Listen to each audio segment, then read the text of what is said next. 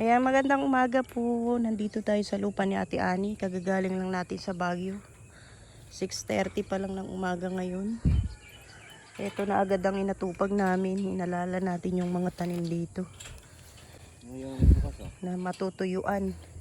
Tuyo naman na talaga, oh. Wala nang tubig ang lupa. Tuyong tuyo. Hindi na tayo makapasok. Ako naman. Lahat na ng susi natin, hindi na mabuksan. Idiin mo muna. Wala, ayaw na. Nakalawang na lahat. Ayan na, nabuksan na natin. Minartilyo na lang po. Ano po siya, kaya mahirap na buksan kasi sinubukan pong buksan. Ayan o, pinukpok siya o.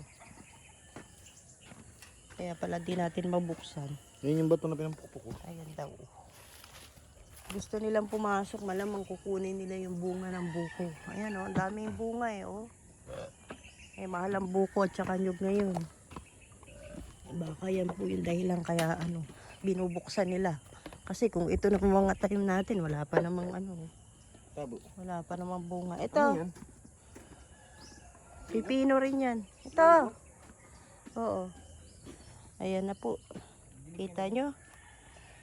Naku, natuyuan na ng husto yung ating mga tanim. Uy, mga talbos natin, nagtayuan na oh.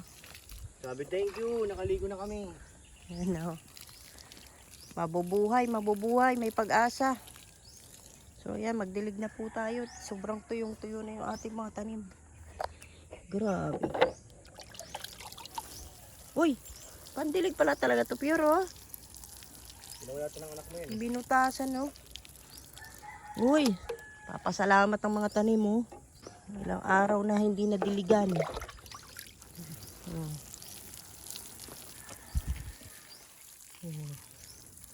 Sarap niya ngayon. Ako, nadiligan na sila. Damihan natin para sulit. Doon si Pure Health. Siguro kaya binubuksan yung gate natin dito dahil sa buko eh. Daming bunga eh. Pinag-iinteresan nila rito yan eh.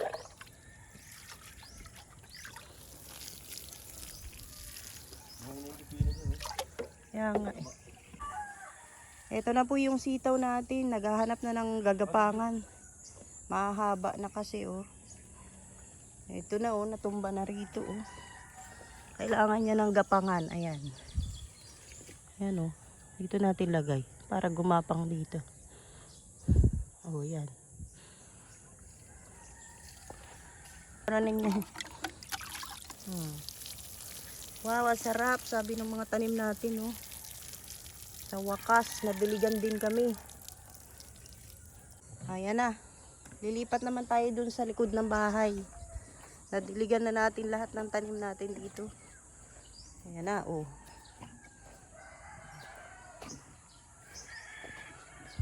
Ganyang katabang tansin, bibilhin.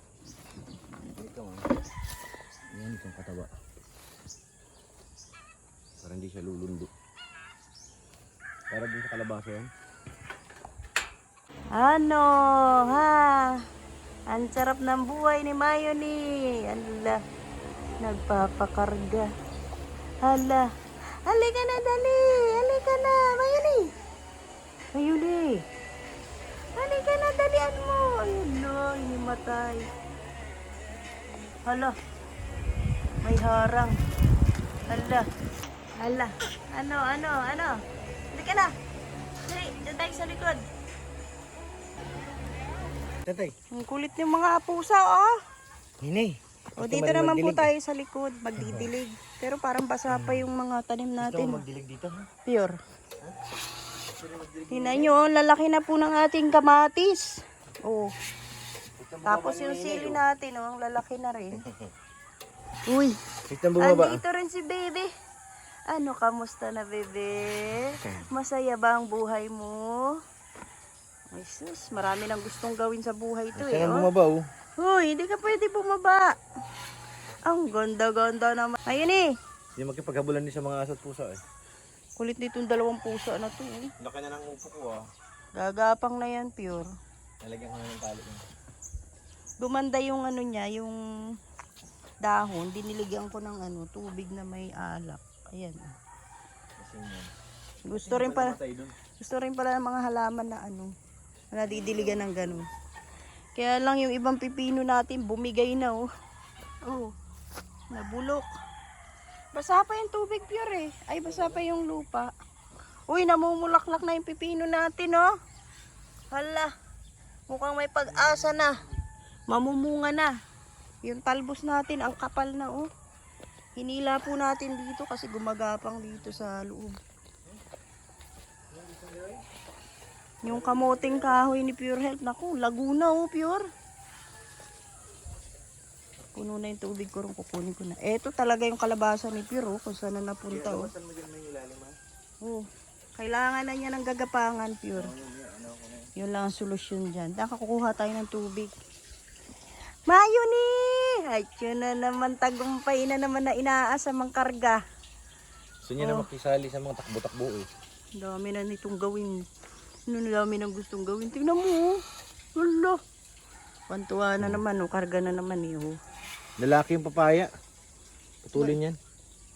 Ta? Oo, lalaki yan eh. Tingnan mo, namulaklak lang. Ganyan lang ba yan? Hmm.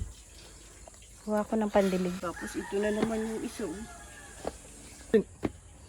Natumba na po yung upo ni Pure Health. Ayan na oh. Sa kakukulit nitong dalawang pusa eh. Basahin mo na para hindi anuhan. Oh. Magbasahin yan. Masaya lang ang buhay ng dalawa oh. Oh. Didiligan na po natin. Basahin mo na para hindi lang makapit eh. Basa pa naman yung tanim. Ulit eh. Aray ko, bigat. Basa pa nga oh. Basahin mo para hindi susunod yan. Kala mo lang yun. Ayan, natumba na naman pero. Ayun pa, nandiyan na naman sila. Ah, bulaga! Kulit mo ah. Dito ako naaaliw magdilig kasi ang dami na oh. Nagapang na't malalaki na talaga oh. Uy! Yung tubig bumabagsak sa dahon, sa lapad niya oh. Yan. Niligyan natin ng marami.